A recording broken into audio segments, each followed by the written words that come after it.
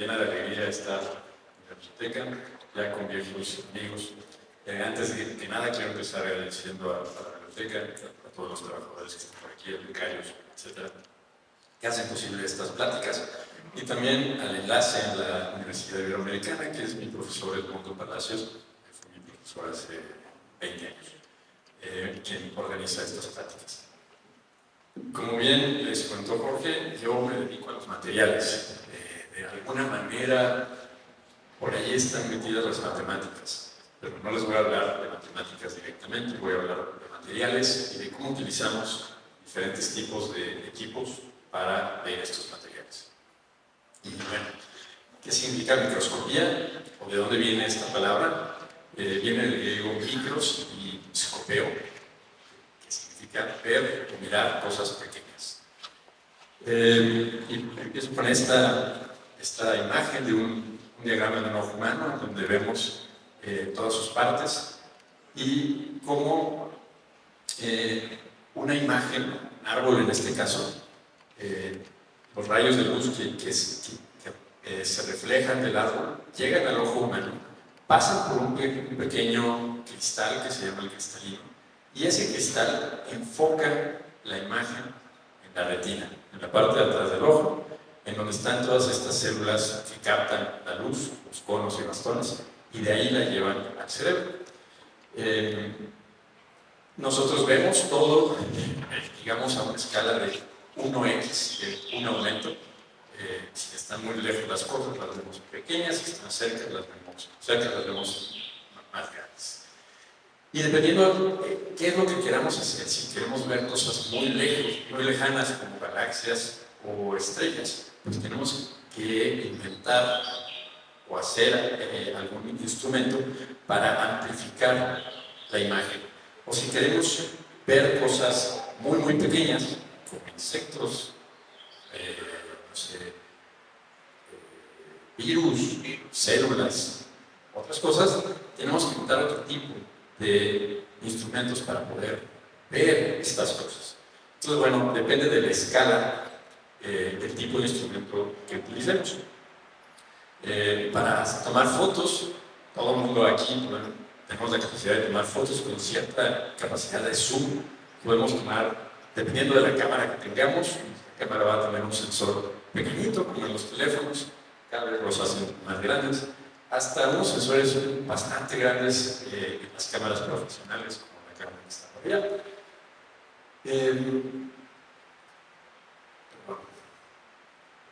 Y entonces, con estas cámaras, desde la cámara del celular, nosotros podemos tomar imágenes de cosas pequeñas, nos acercamos mucho, y con una técnica de macro, podemos tomar este tipo de imágenes de cosas pequeñas, con cierta magnificación.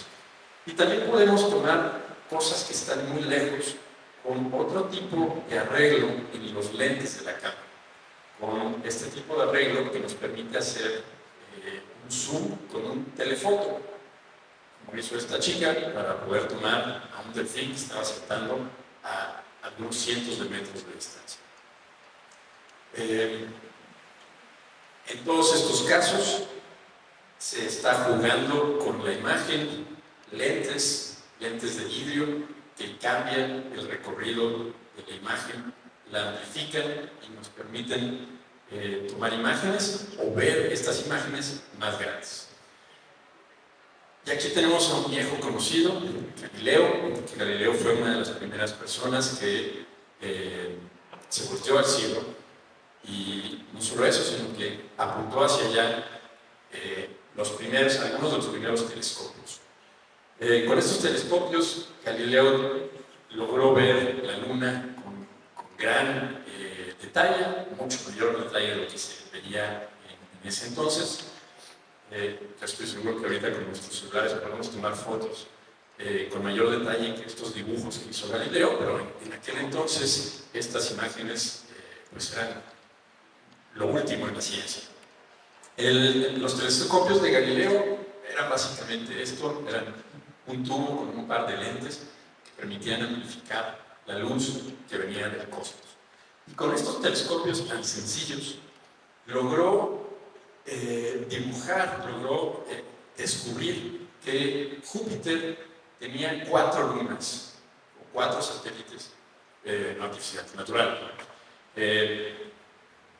Para aquel entonces fue un gran descubrimiento.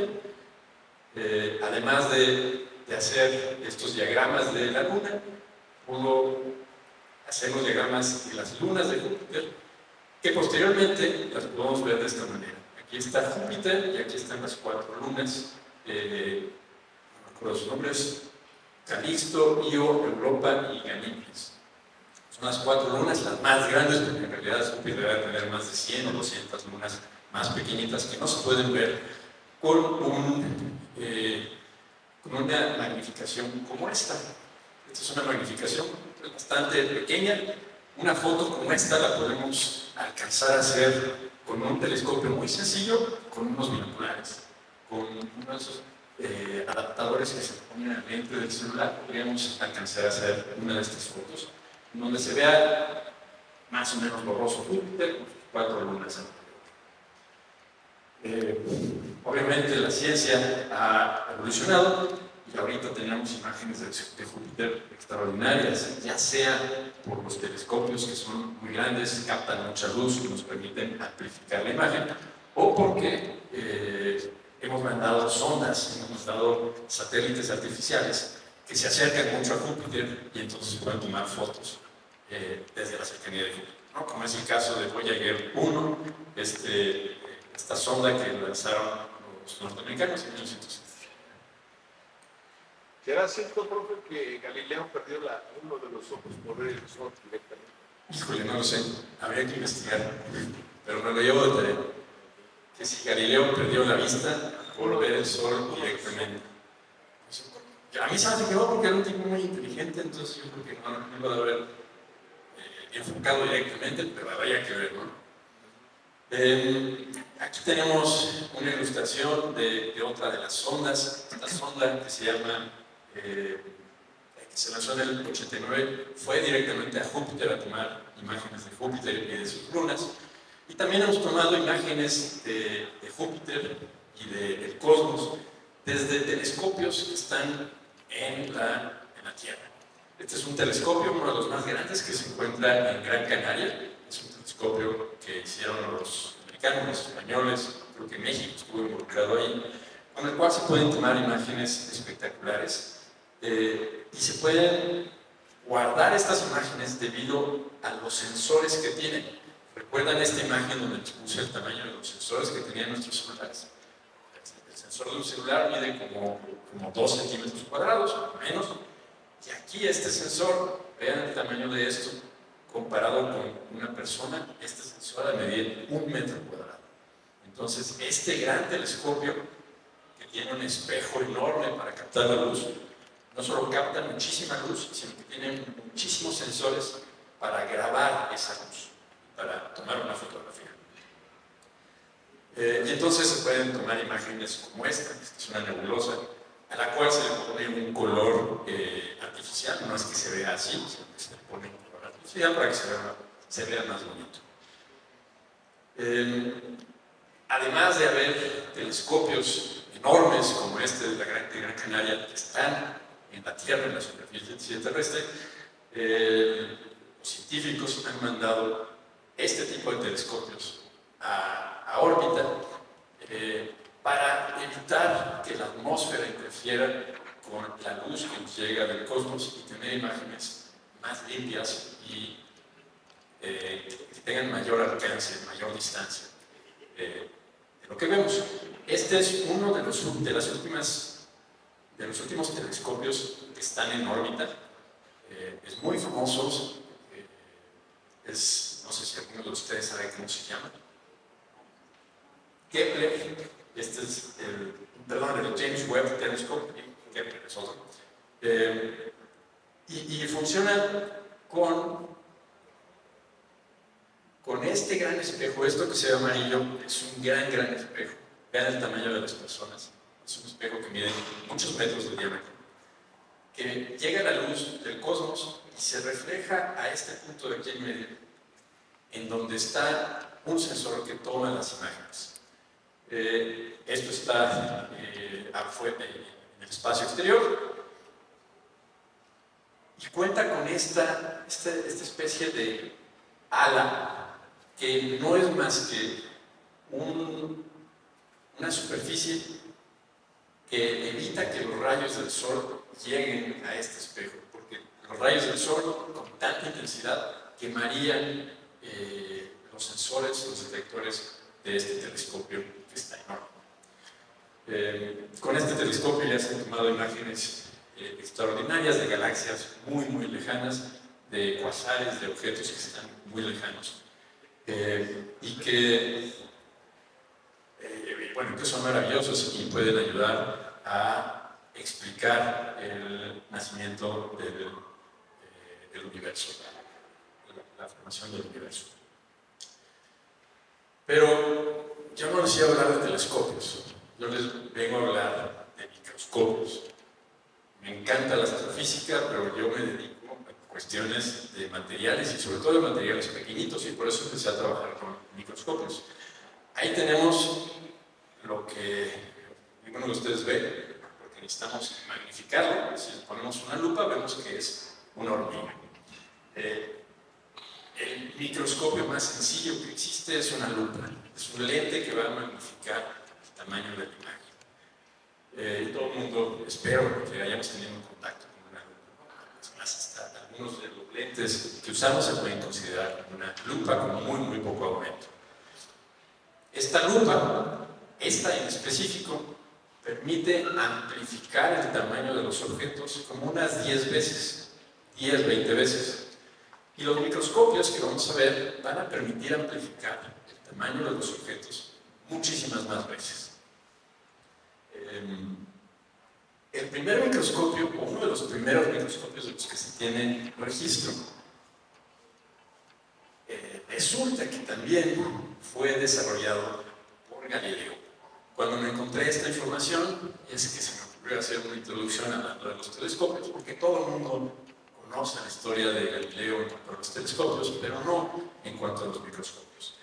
Galileo diseñó un microscopio muy parecido a este, con 1, 2, 3 lentes que permitían amplificar 30 veces la imagen. Es muy poquito 30 veces, pero para aquel entonces era bastante. Y a este microscopio lo llamó Occhiolino. ¿Cómo dice? Occhiolino, italiano. Occhiolino. Posteriormente, Giovanni Faber, un par de años después, ya lo llamó microscopio. Parece que fue una gota de agua, ¿no? El primer microscopio. Anteriormente sí, pero ya como un dispositivo, este microscopio.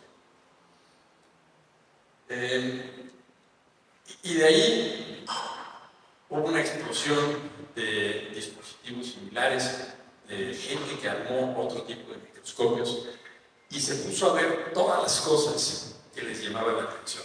Una de estas personas fue Robert Hooke, que Robert Hooke era uno de estos individuos científicos admirables que sabían de todo, que eran matemáticos, filósofos. Robert Hooke diseñó la ciudad de Londres después del gran incendio de 1600 y feria.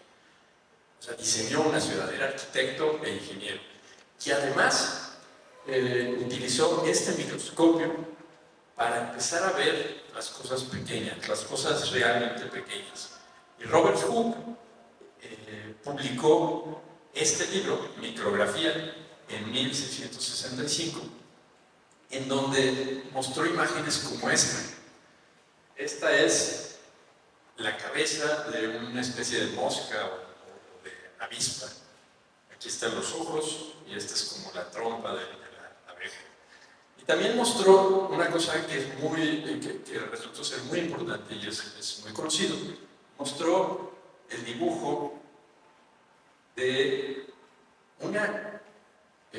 un corte muy delgado, de corcho, el mismo corcho que utilizamos en los vinos para cerrar los vinos y que él lo cortó y lo puso bajo el microscopio, este microscopio muy sencillo, y a ese corcho, al encontrar estas celdas que tenía el corcho, a las celdas las llamó células. Robert Hooke, con un microscopio, fue la primera persona que no fue biólogo que llamó células a las células. El corcho, para los que no saben, el corcho forma parte de la corteza de un tipo de árbol en específico. ¿De cuál? Del encino, nos dice aquí el señor. Y entonces Robert Hooke encuentra y nombra a las células como células. Y las células posteriormente vemos que están en todos los organismos vivos. Después de Hooke vinieron otros científicos, vino el famoso Leeuwenhoek, que también con un microscopio lo apuntó a cosas pequeñas, un microscopio óptico. Su microscopio está aquí, era un microscopio muy simple, y lo apuntó a cosas pequeñas, y lo que vio fue por primera vez bacterias y protozoarios. Organismos vivos muy diferentes a los que estábamos acostumbrados. No árboles, no plantas, ni animales, sino bacterias y protozoarios. Organismos que se comportan de una manera diferente a animales y a plantas. El microscopio de Leeuwenhoek era muy interesante porque constaba de un plato de metal con un pequeño orificio que tenía un lente muy pequeño que se asemeja mucho a los lentes de los celulares modernos. Es un lente muy pequeñito, lo vemos aquí. Enfrente del lente se colocaba lo que queríamos ver sobre un alfiler, sobre la punta de un alfiler. Y entonces del lente al alfiler se tenía que acercar o alejar para poder enfocar la imagen, para poder enfocar las bacterias, las algas o lo que estuviera viendo Leeuwenhoek. Esta cosa no parece un microscopio. Nosotros tenemos una idea de un microscopio con sus oculares, el objetivo y la platina. Este fue uno de los primeros microscopios y los microscopios más importantes que permitieron descubrimientos como el de los protozoarios, como el de las amibas, como el de muchos de estos organismos unicelulares. Después vinieron otros científicos, muchos de ellos italianos, que propusieron otro tipo de microscopios. Este es un microscopio horizontal con muchos lentes, muchas capas de lentes. Y bueno, en realidad la historia de los microscopios ópticos es muy vasta, viene desde 1660 hasta la fecha, desde estos microscopios de Leeuwenhoek, alguno parecido al de Galileo, y microscopios más modernos como este de la marca Zeiss, me parece que son alemanes, con una óptica excelente. Algunas de las ópticas de las cámaras y también de las ópticas de los celulares ahorita están hechas por la empresa Zeiss. Estos microscopios muy modernos pueden tener arriba una cámara, un sensor que nos permita tomar fotos. Al mismo tiempo puede tener estos oculares para asomarnos y directamente ver la imagen sin tomar la foto. La muestra se pone aquí en una platina y la luz puede venir desde arriba y reflejarse o desde abajo y transmitirse. Me parece que eso viene en la siguiente diapositiva. La luz puede venir desde abajo con un lente condensador. Se enfoca la luz en el espécimen. El espécimen es la célula que queremos ver, el cabello, el grano de polen, lo que sea que queramos ver. De ahí viene, la luz pasa por un lente de vidrio con cierta forma que se encuentra en el objetivo. El objetivo es uno de estos tres tubitos. Este lente amplifica la imagen y la lleva a otro lente que se encuentra aquí en el ocular, en la parte donde ponemos nuestro ojo. Y ese lente también amplifica la imagen. Entonces tenemos al final dos lentes que amplifican la imagen y que nos permiten ver al espécimen con ciertos tienen un poder de amplificación de más o menos 2000 aumentos. algo que mide 1 milímetro lo podríamos ver del tamaño de 1 metro. Aquí hay algunos ejemplos, de nada, algunos ejemplos de las cosas que se pueden ver con un microscopio óptico sencillo, como los que hay en algunas escuelas, en algunas prepas. Yo recuerdo de niño, en mi prepa, tuve la fortuna de poder preparar una muestra como esta, cortar la cáscara de una cebolla, ponerle una tinción de color morado y meterlo abajo en el microscopio para ver las células epiteliales de la cebolla. Aquí vemos también células de una planta, de una hoja de una planta que se llama Elodea. Y también podemos ver cosas, no solo ver células, como lo hizo Ewing, sino que podemos ver cosas que pasan en las células. Y esa es una de las grandes aportaciones que se lograron con los microscopios ópticos. Aquí, en la raíz de una planta, hasta abajo de la raíz de una planta, las células se están reproduciendo. Y si amplificamos esa zona, vemos las diferentes células con su núcleo celular en diferentes etapas de la mitosis, de la separación celular.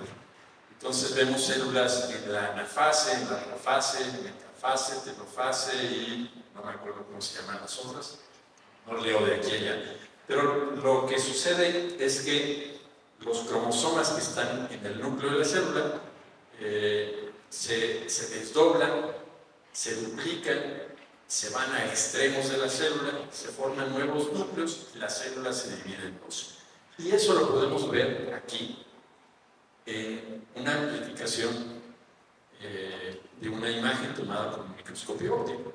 Podemos ver el proceso de división celular. ¿Qué otras cosas podemos ver? Podemos ver neuronas, y si aquí tuviera, no tengo un video, pero podríamos ver cómo se mueven las neuronas, o células cardíacas, podríamos ver cómo también como que se expanden y se contraen las células cardíacas, que eso es lo que hacen. Y también con microscopios ópticos se pueden hacer cosas maravillosas como esta, ¿no? Fecundar con un espermatozoide, se puede fecundar un óvulo y entonces hacer fertilización in vitro. Y todo esto simplemente con mucho conocimiento, pero con un microscopio óptico, utilizando la luz. Utilizando la luz, eso es importante. Ahora, ¿qué es la luz? Pues la luz es una parte del espectro electromagnético. Una parte muy pequeñita, la vemos aquí, la luz visible, lo que nuestro ojo puede ver, lo que sale en las fotografías. Es una parte pequeñita del espectro electromagnético.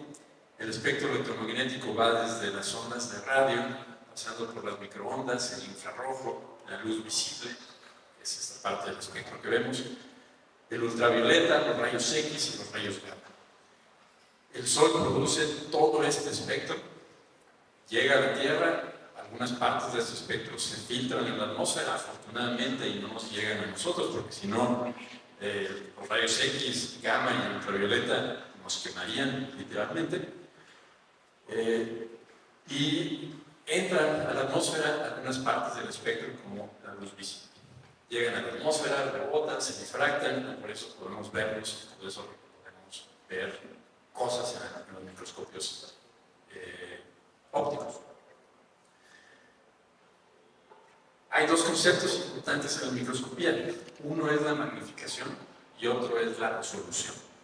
La magnificación quiere decir cuántas veces más grande,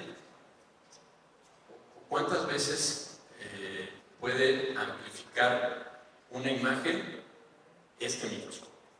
En este caso, si nosotros viéramos esta hormiga con una lupa que amplifica 2 veces, la veríamos de este tamaño. Si vemos una célula, un espermatozoide con una amplificación de 500 aumentos, podríamos ver de un par de centímetros. Esa es la magnificación. Y es un dato muy importante para tener idea de qué es lo que estamos viendo. Y la otra cantidad importante en una microscopía es la resolución.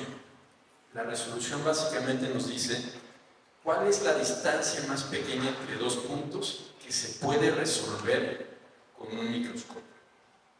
Si yo me voy muy lejos, hasta la entrada de la biblioteca, a lo mejor veo a dos personas como una sola persona. Me voy acercando y hay un punto en el que ya los puedo ver como dos personas. Eso es un análogo a lo que es la resolución. Mi computador no funciona muy bien. Entonces, básicamente, la resolución es cuál es la distancia mínima que se puede resolver como dos puntos diferentes. ¿Bien? Y estas dos cantidades van a ser diferentes para las diferentes microscopías. Hasta ahorita solamente hemos hablado de la microscopía óptica, pero hay otras microscopías diferentes que es de lo que les voy a hablar. Aquí tenemos una imagen, una foto de una mariposa muy bonita, y aquí una parte del ala tomada con un microscopio óptico. A lo mejor la magnificación de estos serán 300 aumentos, más o menos por ahí, y se podrían magnificar hasta 2000 o 4000 aumentos. Pero existe un problema con la luz. La luz, como habíamos dicho, la luz óptica es una parte del espectro electromagnético. Son ondas que tienen cierto tamaño. A ese tamaño se le llama longitud de onda. Y cuando estas ondas interaccionan con un objeto, las ondas se pueden reflejar y las vemos. Si las ondas son más chicas que el objeto que queremos magnificar, las vamos a poder ver muy bien. Pero si las ondas, esta onda es más grande que el objeto que queremos ver, que en este caso son estos dos puntos a una distancia de 100 nanómetros, las ondas de luz van a llegar a este objeto muy pequeñito y se van a empezar a difractar, van a empezar a rebotar en diferentes direcciones. Aquí vemos cómo llegan las ondas de luz a este objeto y empiezan a rebotar en diferentes direcciones, y esos rebotes empiezan a generar una alteración de la imagen. ¿Una distorsión? Una distorsión. Y entonces no podemos ver estos dos puntos como dos puntos, sino los vemos como un solo punto, o lo vemos como una mancha distorsionada. Y entonces hay un límite para las cosas, para lo más pequeño que se puede ver con un microscopio óptico, porque la luz tiene un tamaño de longitud de onda. Esta longitud de onda de 540 nanómetros es más grande que la distancia que queremos ver. Y entonces, básicamente pasa distorsionándose y generando no sé qué dijo el señor, algo difuso, ¿no? Y entonces, en lugar de verlo como dos objetos, lo vemos como algo distorsionado. Y aquí entra, afortunadamente, una nueva técnica, y entra el electrón. A finales del siglo antepasado, principios del siglo pasado, hubo muchísima investigación en torno al átomo y a las partes que conformaban el átomo, y Joseph Thomson descubrió el electrón por ahí de 1890 y algo. Lo descubrió en Inglaterra y descubrió que era una parte del átomo que tiene una carga específica, y que si lograba hacer un haz con estos electrones, los electrones podían llegar a una superficie que, al ser impactada por los electrones, se iluminaba. Entonces él descubrió el electrón, y gracias a su descubrimiento el átomo pasó de ser, como lo planteaba Dalton, a esta estructura como ahora lo planteó Thomson. ¿Cómo? El modelo de pasas. El modelo de pasas, el famoso modelo de pasas. Algo así como un panqué con pasas. Aquí el panqué es lo azul y las pasas son las cargas positivas y negativas que corresponden al núcleo y a los electrones. Después de eso, hubo avances en la mecánica cuántica, en la física cuántica, y se plantearon otros modelos en donde el núcleo del átomo está en el centro y los electrones son órbitas o presentan órbitas alrededor del núcleo del átomo.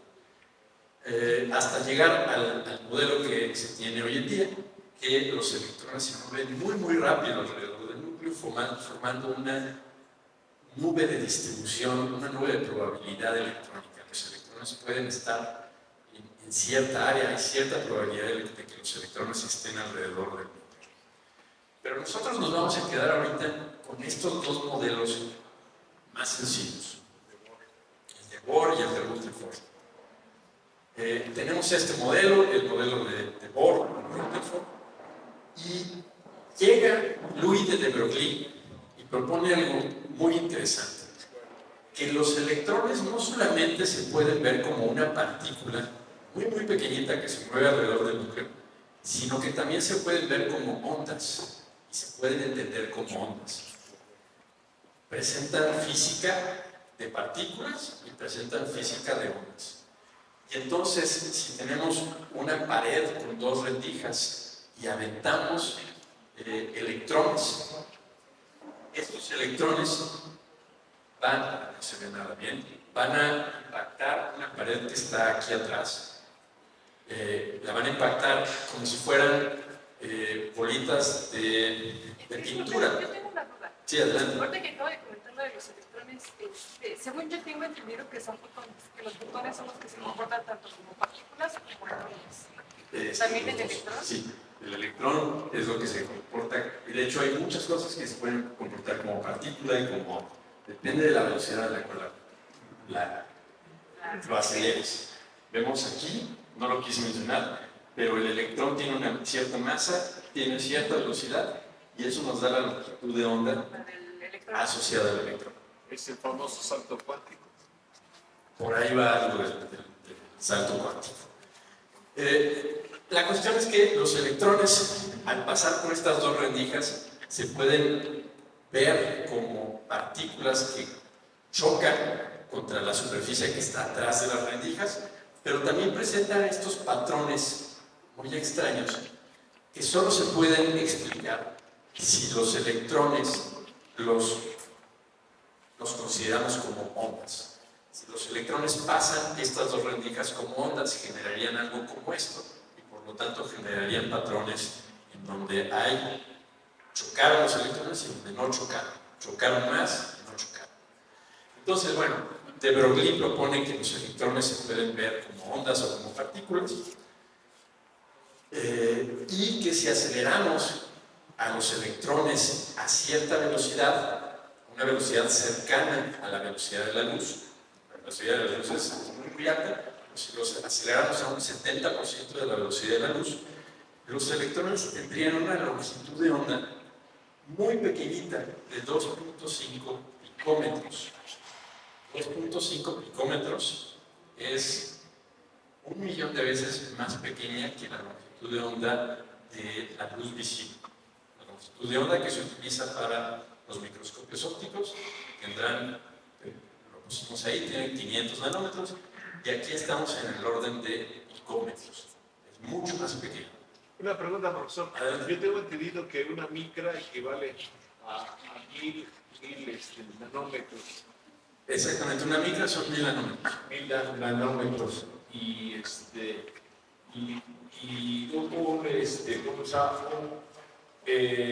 Comentan que si la micra fuera un balón de fútbol, el nanómetro fuera un grano de arena. Más o menos. A lo mejor más pequeño que un grano de arena. Más pequeño. Esto es más pequeño todavía. Sí, qué bueno que hace ese comentario. Un metro son 1.000 milímetros. Un milímetro son 1.000 micras. Una micra son 1.000 nanómetros. Y un nanómetro son 1.000 picómetros. Entonces, un picómetro es una billonésima parte de un metro. Necesitamos 1.000.000.000 de picómetros para formar un metro. Necesitamos 1.000 millones de nanómetros para formar un metro. La longitud de onda de la luz está en el orden de cientos de nanómetros. La longitud de onda de los electrones a esta velocidad, de acuerdo a de Broglie, mide del orden de picómetros. Y si mide del orden de picómetros, nosotros podemos apuntar estas ondas a la materia y ver cómo estos electrones interaccionan con la materia sin que se forme esta imagen difusa que se forma cuando los iluminamos con luz. Entonces, estos dos señores, Ernst Ruska y Max Nord, por ahí de la década de los 20 y de los 30 del siglo pasado, hace ya casi 100 años, se pusieron a trabajar en un microscopio electrónico en el cual generaran un haz de electrones que pasara por un montón de lentes diferentes y que al final chocara contra la hormiguita que queremos ver y que queremos magnificar. ¿Cómo funcionaba esto? Ya no funcionaba con lentes como el microscopio óptico, con lentes de vidrio, ya no se utilizaba vidrio, sino que se generan, hay dos tipos de microscopios electrónicos, pero los dos funcionan muy similar. Se genera un haz de electrones, que es esto amarillo, un haz de electrones, muchos electrones que arrancamos de un filamento de un material. Y los hacemos pasar por diferentes lentes, pero que en este caso no son de vidrio, sino que son imanes, son lentes electromagnéticos.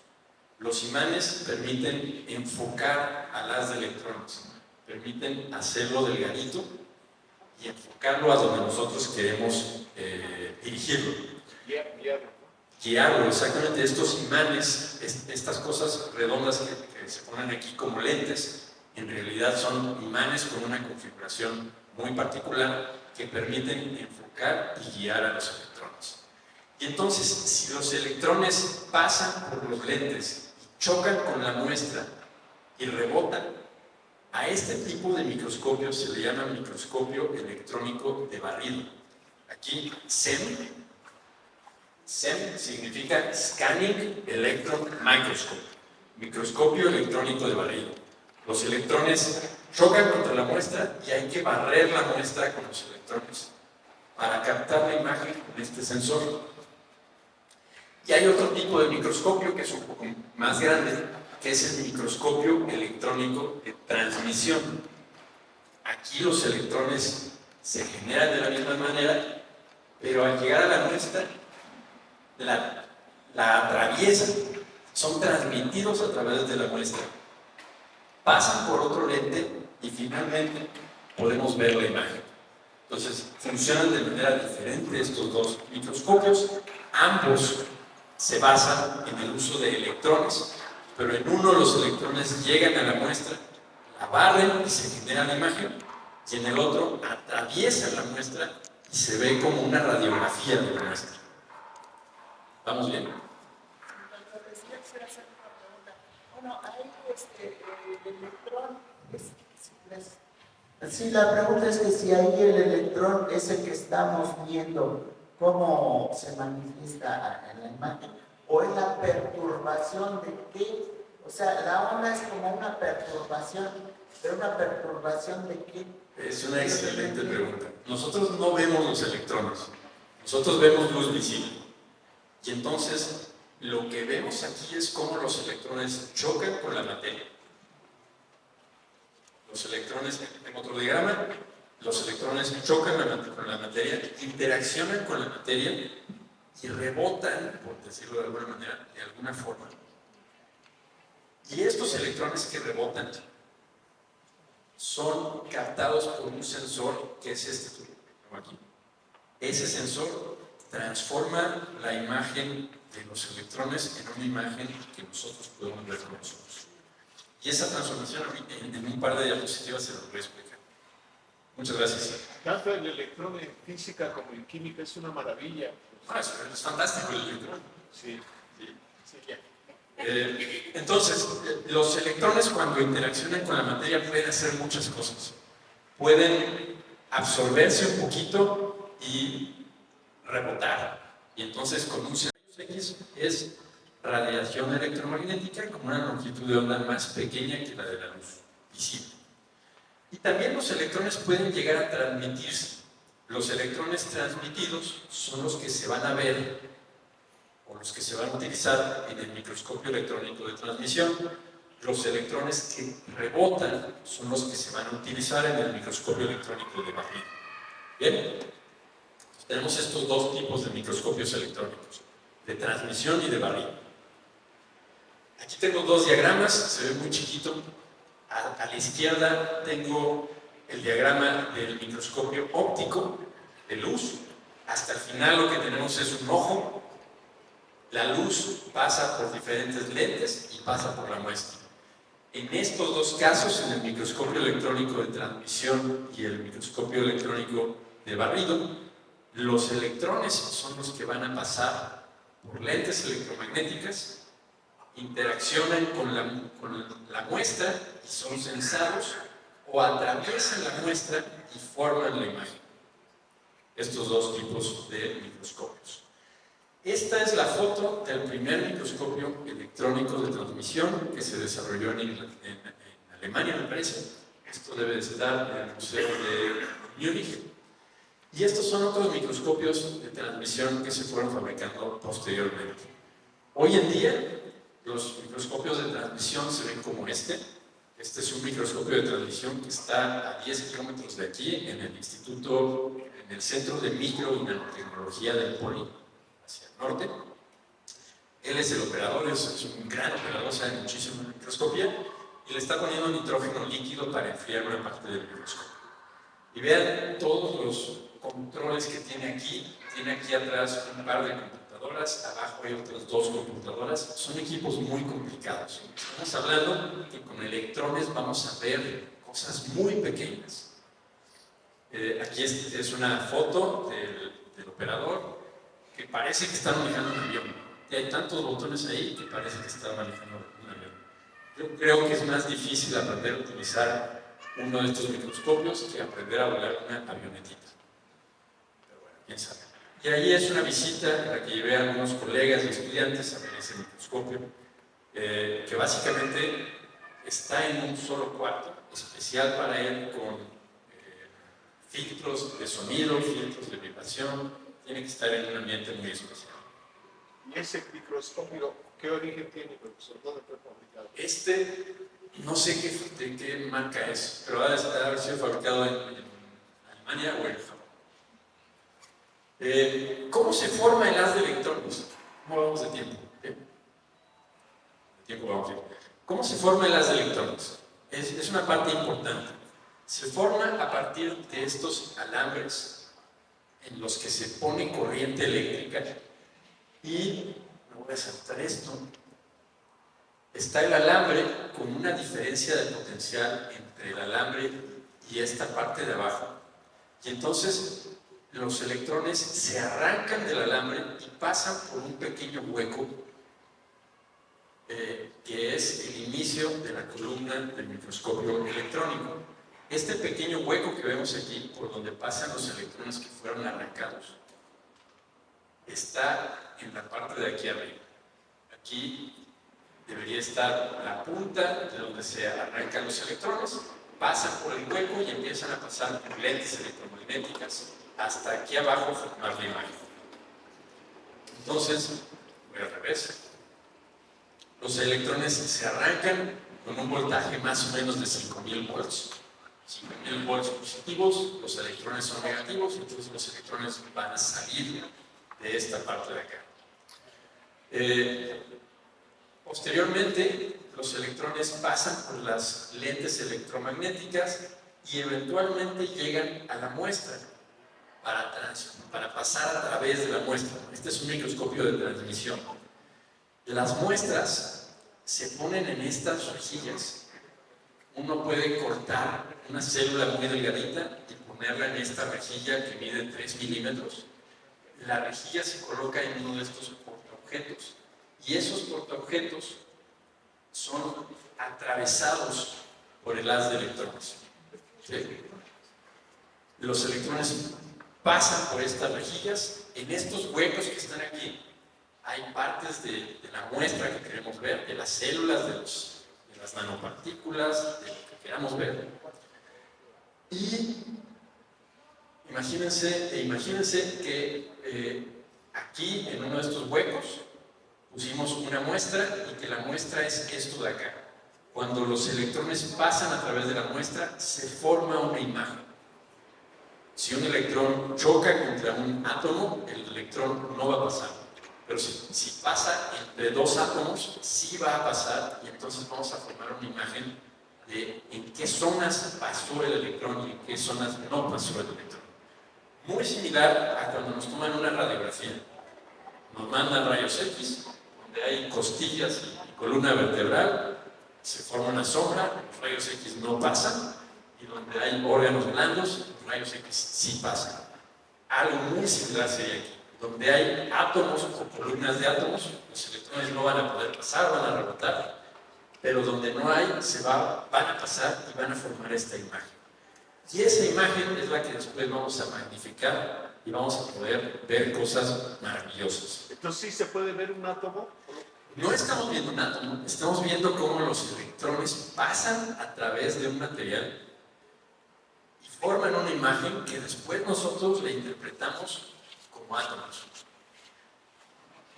Estrictamente hablando no estamos viendo un átomo, pero si a mí me preguntan qué es esto, pues son capas atómicas de este material. Estamos viendo lugares oscuros donde se supone que hay átomos y lugares claros donde no hay átomos. ¿Pero sí se ha podido ver un átomo? Sí, en pocas palabras sí se puede. No se ve con luz visible, por lo que ya les expliqué, pero podemos interpretar la señal de los electrones como ver átomos. Estamos viendo átomos con electrones, no con luz visible.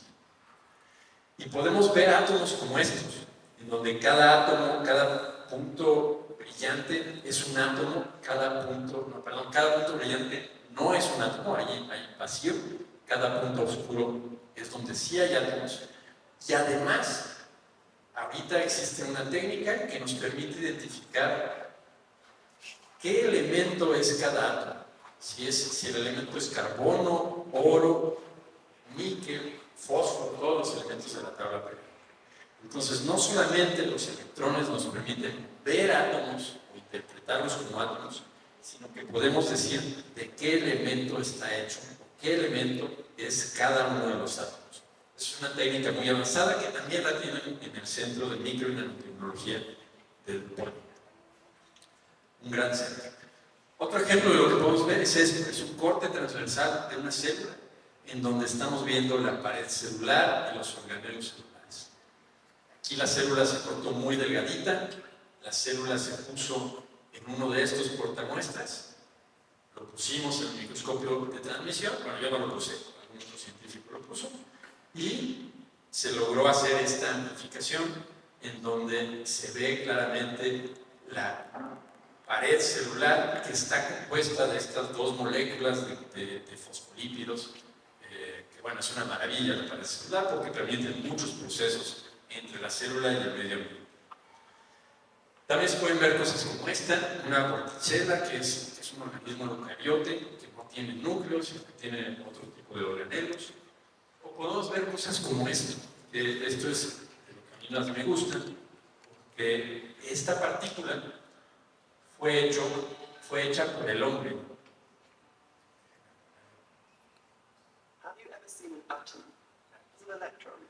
Bien, aquí en el video nos están diciendo que con un microscopio electrónico podemos ver cosas como cromosomas, pero con un microscopio de transmisión podemos ver cosas mucho más pequeñas, como esta nanopartícula que está compuesta de algunos miles de átomos nada más. Claramente estamos viendo los átomos. Cada puntito blanco es un átomo. Y la maravilla de esta técnica es que no solamente vemos una foto de la nanopartícula, sino que se puede hacer muchos cortes de esta nanopartícula y después, como si fuera una tomografía, formar una imagen tridimensional para ver cómo es esta partícula desde cualquier perspectiva. Esta es una microscopía de transmisión de electrones con tomografía. Nos permite ver la partícula desde cualquier punto. Es una maravilla de la ciencia moderna. Y bueno, esto fue publicado en la revista Nature.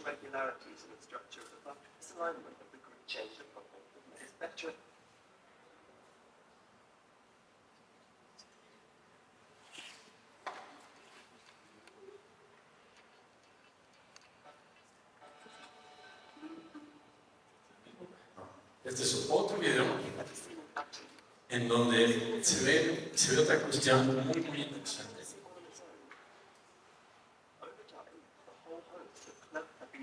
Sí, estoy viendo, perdón. Aquí está. Aquí estamos viendo un pequeño cono que está hecho de carbono. Lo estamos viendo en tiempo real. Este cono está dentro de un microscopio de transmisión de electrones. Adentro del cono hay agua con sal disuelta, sal de mesa, cloruro de sodio. Y esa sal disuelta, si le quitamos un poquito el agua, va a formar cristales de sal. Y justamente esos cristales de sal son estos que estamos viendo. ¿Se lo ven?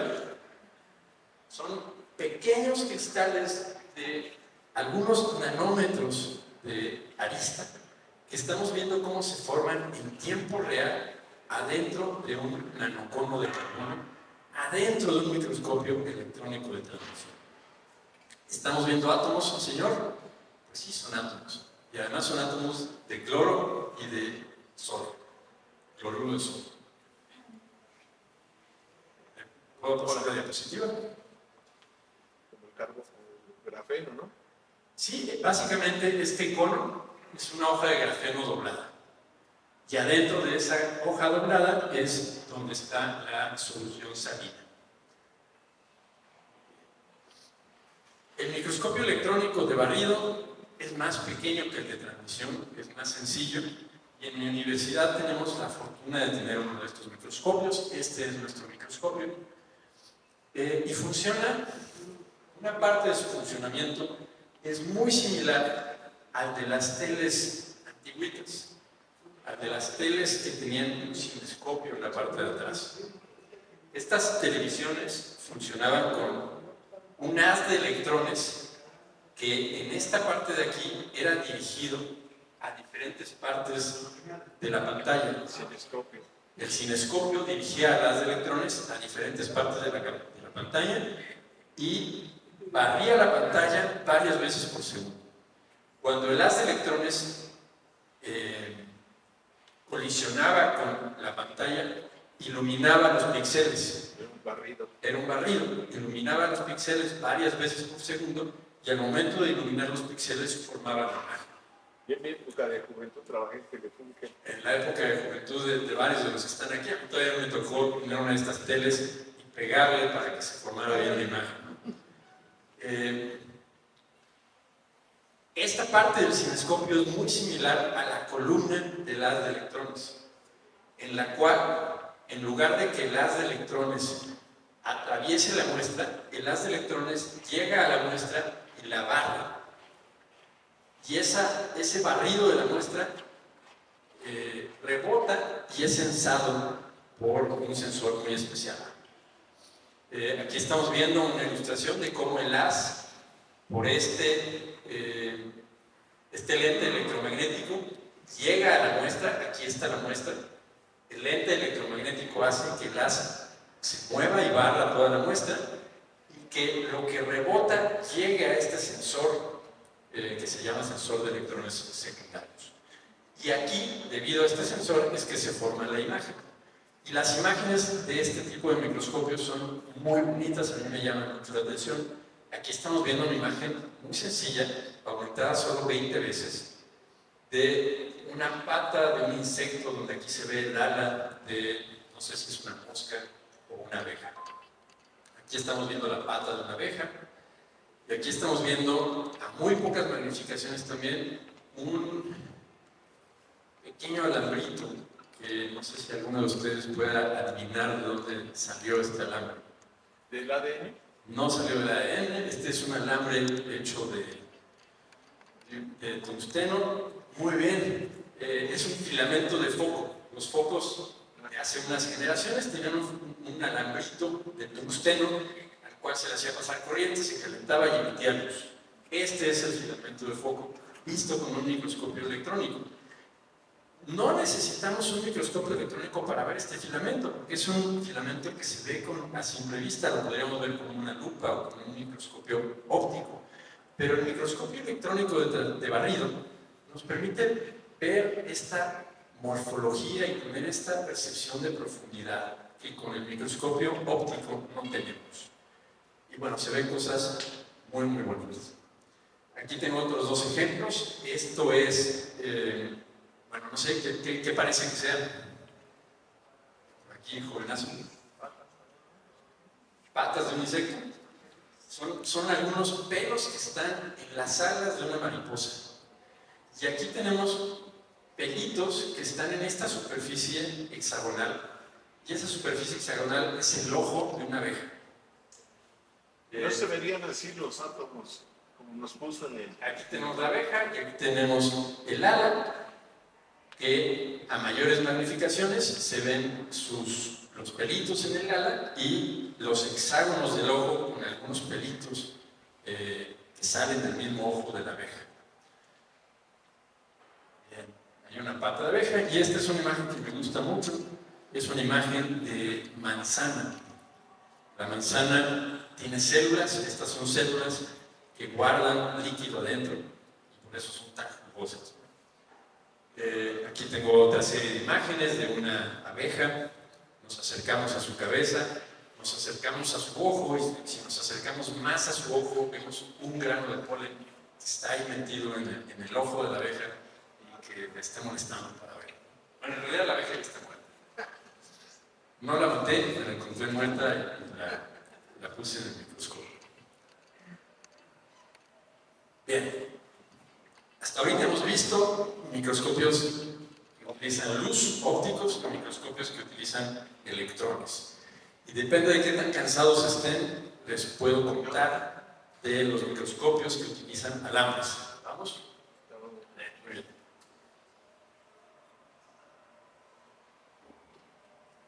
Yo creo que la mejor analogía para este tipo de microscopios, no la puse. La mejor analogía sería una persona invidente con su bastón que va barriendo el piso para ver dónde hay un escalón y dónde hay un hueco, dónde hay una puerta.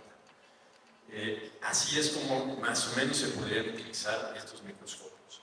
Pero ¿cómo funcionan específicamente? Vamos a regresarnos al electrón.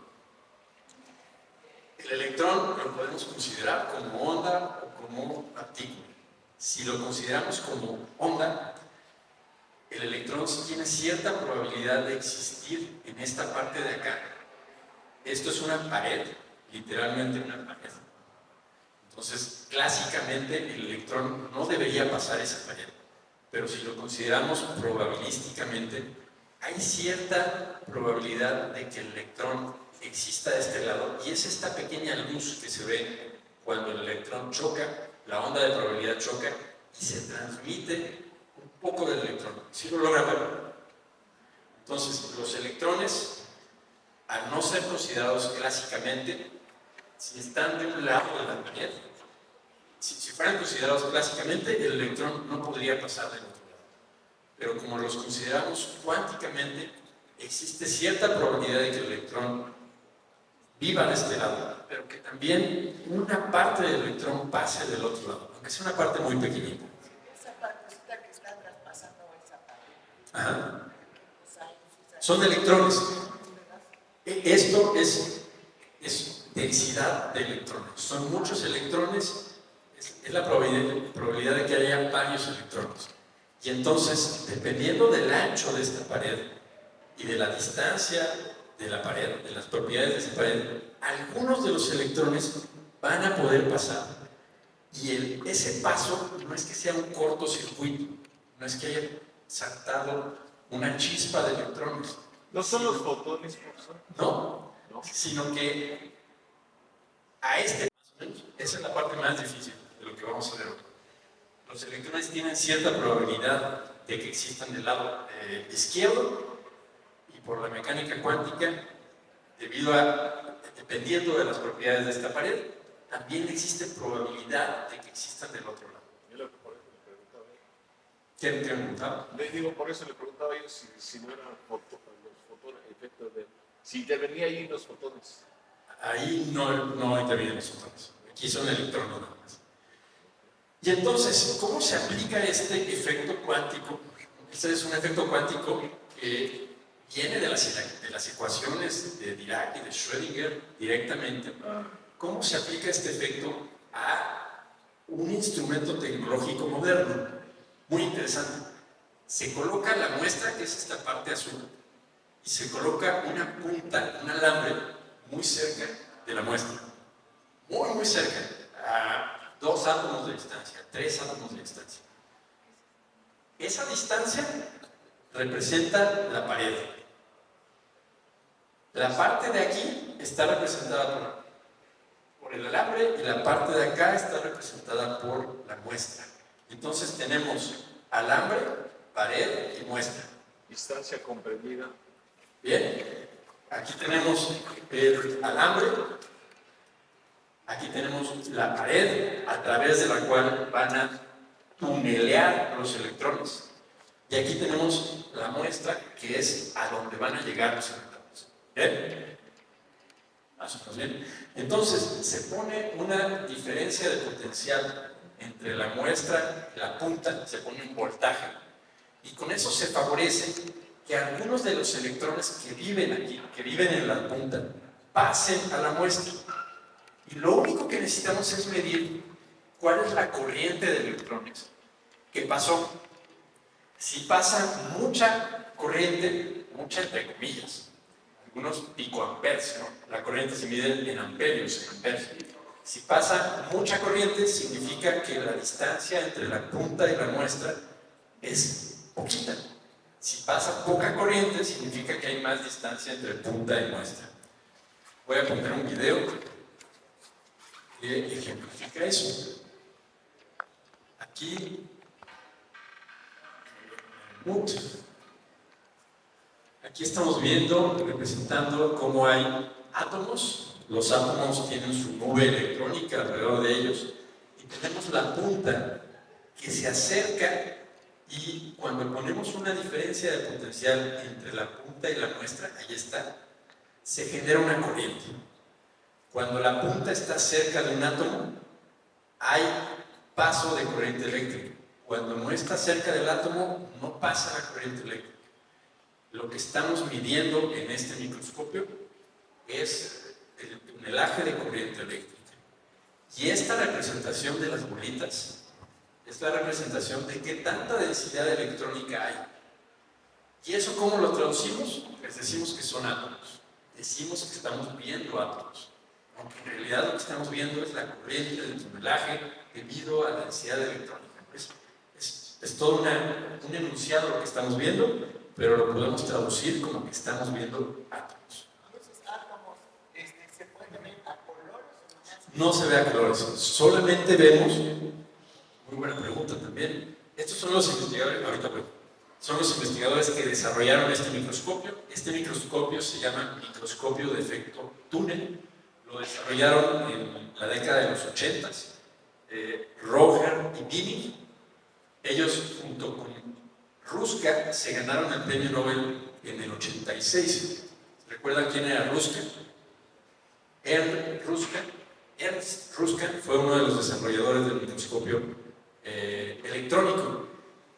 Y todavía vivo a sus 80 y tantos años, 50 años después de haber inventado el microscopio electrónico, le dieron una tercera parte del Nobel junto con estos dos investigadores que inventaron el microscopio del tunelaje.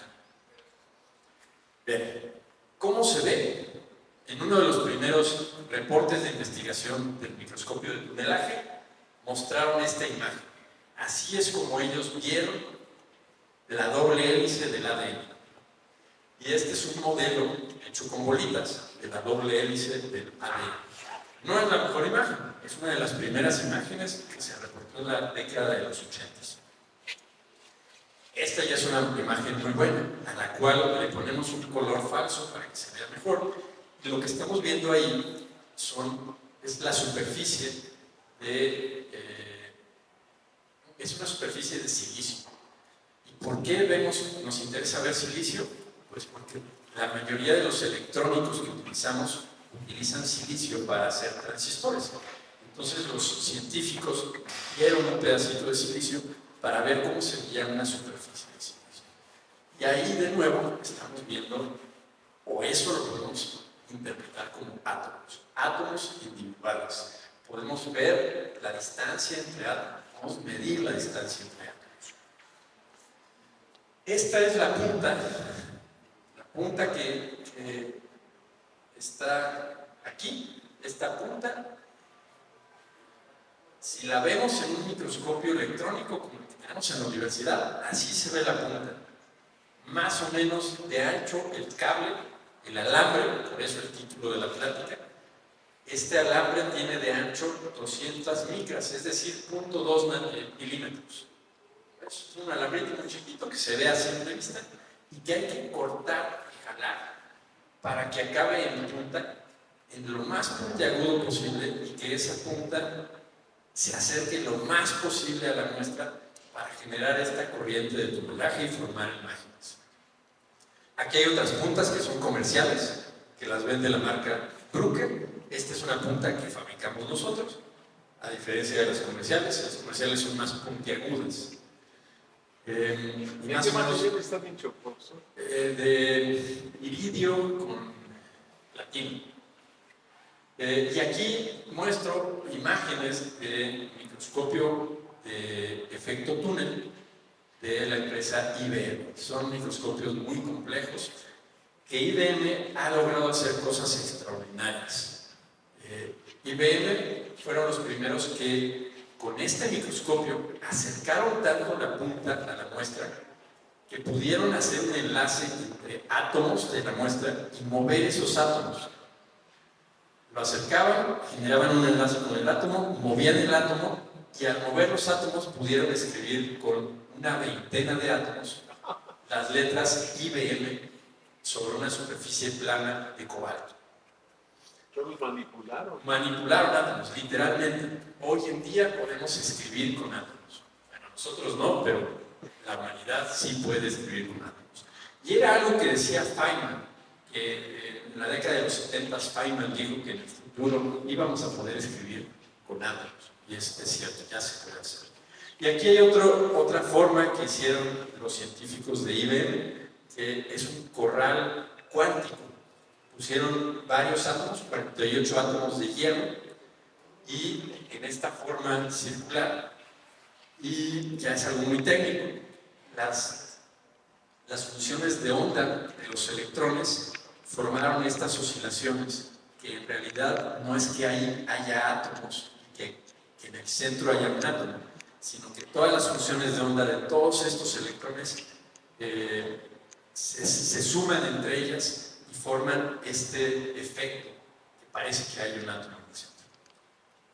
¿Nomás han encontrado pura energía ahí o han encontrado otro? Voy a poner, un video que hizo IBM, se llama Un niño y su átomo. A Boy and His Atom. Lo hizo IBM cuadro con cuadro para explorar los límites de lo que se puede hacer con la tecnología. Voy a adelantarlo un poquito.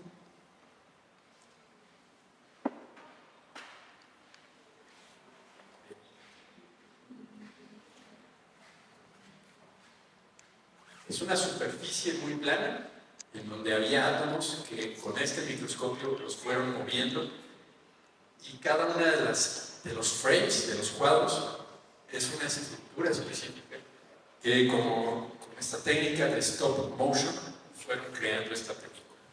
La película tardaron varios meses en hacerla, costó varios millones de dólares, y bueno, pues vemos cómo un niño formado por 50 o 100 átomos juega con otro átomo y lo hace moverse a través de una superficie muy, muy plana. Esto es a lo que podemos llegar como humanidad si nos ponemos de acuerdo, si nos ponemos a hacer cosas útiles y valiosas. Bueno, acaba con Think.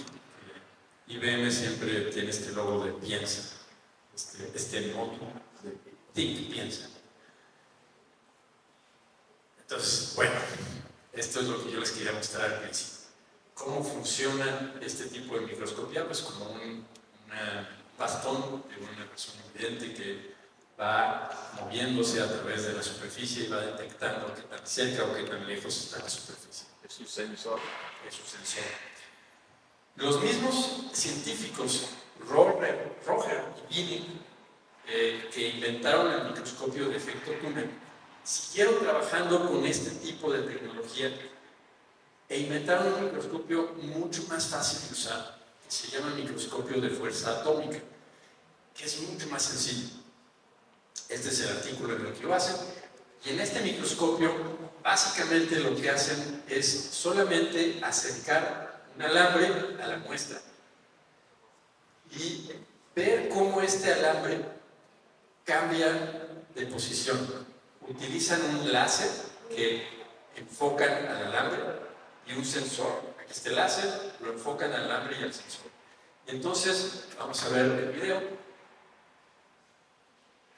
Cuando la punta del alambre barre o se desplaza a través de una muestra que tiene cierta topografía, el láser va a registrar cierto movimiento. Y esto se parece más al bastón del ciego, que va cambiando su ángulo y que si le pusiéramos un láser reflejaría a diferente ángulo, y con ese ángulo podríamos estimar alturas o huecos o baches o toques. ¿De acuerdo? Este es otro tipo de microscopio, hermano del microscopio de efecto túnel, se llama microscopio de fuerza atómica, y es de fuerza atómica porque en realidad lo que estamos midiendo es la fuerza atómica entre los átomos de la punta, los átomos de la muestra.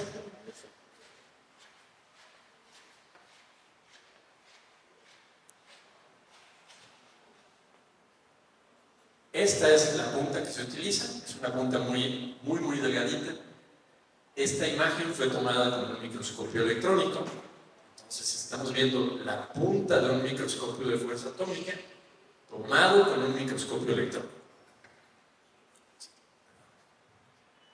Aquí es lo mismo, diferentes puntas, algunas mucho más delgadas. Vemos que esta punta acaba casi en un átomo.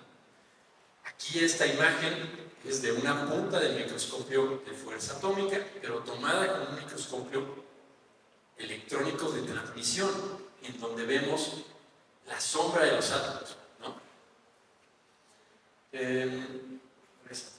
Y aquí tengo una recopilación de cómo se ve el grafito. El grafito es el material del cual están hechos las minas de los lápices, la parte del centro de los lápices. Esta imagen de aquí es una de las primeras imágenes que reportaron Binning y Roger con su microscopio de tunelaje, el microscopio de efecto túnel. Esta es una imagen de un microscopio de fuerza atómica de la Universidad de Purdue, en donde se ve con mucho mayor resolución en dónde están los átomos de carbono.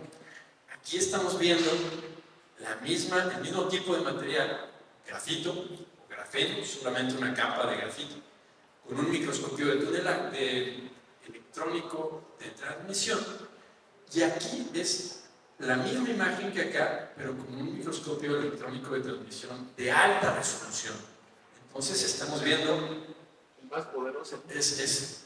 Cada uno tiene lo suyo, ¿no? Yo no sabría decir cuál es el más poderoso. Porque aquí estamos viendo las crestas representan los átomos, y aquí las partes más brillantes representan los átomos, y podemos ver los hexágonos de carbono que están formando al grafeno. Aquí hay imágenes de ADN, imágenes más modernas del 2015 de ADN, ya no como esta imagen muy borrosa que obtuvieron Billy y Robert en sus primeros estudios. Aquí también vemos el ADN, no se ve tan bien, pero vemos la doble hélice a través de un microscopio de transmisión electrónica. Aquí vemos también el ADN desdoblado, solamente una de las dos cadenas de ADN, vista con un microscopio de fuerza atómica. Y a continuación ya solo tengo imágenes que a mí me parecen llamativas. Si nosotros, esto es algo que hicimos en la universidad, tomamos una mariposa, como la que ya habíamos visto anteriormente, y en lugar de verla con un microscopio óptico, un microscopio de luz, la vimos con un microscopio electrónico. Entonces vean la diferencia entre esto, entre cómo se ven estas como láminas, y cómo se ven después a diferentes magnificaciones en un microscopio electrónico de barrido. Las alas de la mariposa en realidad están formadas por estas redes pues, muy pequeñitas que son nanométricas. Cada uno de estos huecos medirá algunos cientos o decenas de nanómetros. Aquí tengo bueno, toda la secuencia, desde toda el ala de la mariposa hasta que vemos estos huecos. ¿De virus no sacó nada? No tengo nada de virus. Iba a traer un coronavirus, pero se me olvidó poner a última hora. ¿Esto qué será? Un bolígrafo, exactamente. La punta de un bolígrafo. Es un bolígrafo. Y entonces, cosas tan simples como un bolígrafo se pueden ver tan bonitas y con tanto detalle como esto. Y aquí, yo no creo que vayan a adivinar qué es. Estas son los surcos que lee esta punta para interpretarlo como música, ¿no? Es un disco de vinilo que tiene esos surcos que al momento de pasar la aguja lo podemos, se transforma en música. Y ahí, para terminar, solo comentarles que un microscopio de fuerza atómica con varias puntas diferentes, con 8 puntas, se mandó a Marte para, en Marte... es como las brocas de diferente diámetro. Sí, con diferente diámetro de esas brocas, pero aquí son puntas que miden diferentes cosas. Algunas puntas miden magnetismo, algunas miden alguna otra propiedad. Y se mandaron a Marte en este rover, en una de las primeras misiones a Marte que mandó la NASA. Entonces, bueno, ya hemos mandado microscopios de fuerza atómica a otros planetas. Entonces ya están a un paso de encontrar lo del cáncer, ¿no, profe? No sé a qué se refiere. Porque tengo entendido que en el ADN, cuando no está bien codificado eso, es lo que produce el cáncer. Bueno, estos microscopios han ayudado mucho a estudiar enfermedades y seguramente han apoyado algo de la investigación del cáncer, pero no es mi área de conocimiento. No le puedo decir. Aquí acaba mi plática. Estoy muy contento de recibir preguntas. Muchas gracias. Bien, gracias.